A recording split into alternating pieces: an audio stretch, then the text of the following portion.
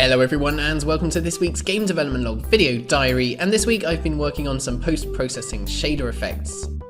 The first effect that I worked on over the last 2 weeks was a depth of field effect, and this effect makes the in-game camera act a bit more like a real camera by blurring some parts of the scene to make them look out of focus.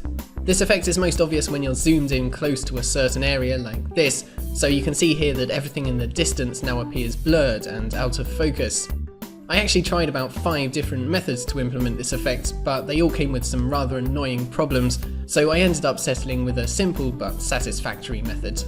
To create the effect, I first render the scene to a texture and also render the depth buffer to a texture as well.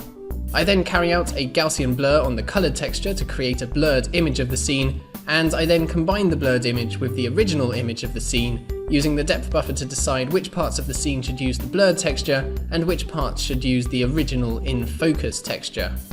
The other effect that I created this week is a bloom effect, which makes the brightest parts of the scene appear like they're actually glowing.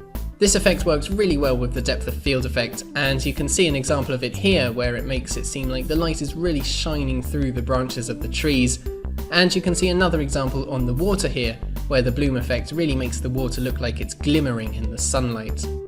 And to create this effect, I again first have to render the scene to a texture. I then render that image to a low resolution texture, but only render the parts of the scene which are above a certain brightness. I then apply a Gaussian blur to this texture to create the glowing effect, and finally I combine this glowing texture with the original image of the scene to apply the bloom effect. If you're not a fan of either of these effects, then you are of course welcome to turn them both off in the options menu, and then the game will look like it did in the last video.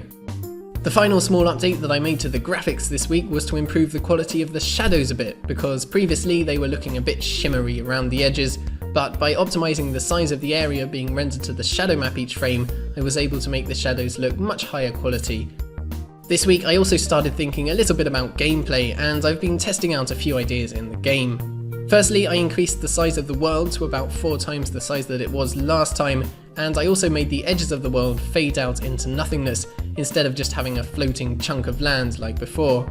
I still haven't completely decided on how big the world will end up being or what will actually happen at the edges, but I think this at least looks better than it did last time.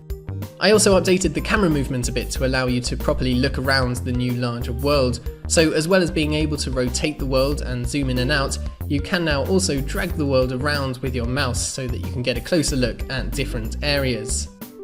Finally, this week I added in one new tree to the game, and with this tree I experimented a bit with a simple growing mechanic which allows the tree to slowly grow over time. So when you plant the tree it just appears as a small sapling, but given enough time it will grow into a full-sized tree, and I've sped up this footage for you so that you can see the growing in action. So that is it for this week. If you'd like to see more updates during the week, then you can follow me on any of my social media pages, and if you'd like to help support the channel, then you can follow the link in the description to my Patreon page. But yeah, thank you guys very much for watching this video. Do subscribe if you haven't already. Have a fantastic week, and I will see you all next time.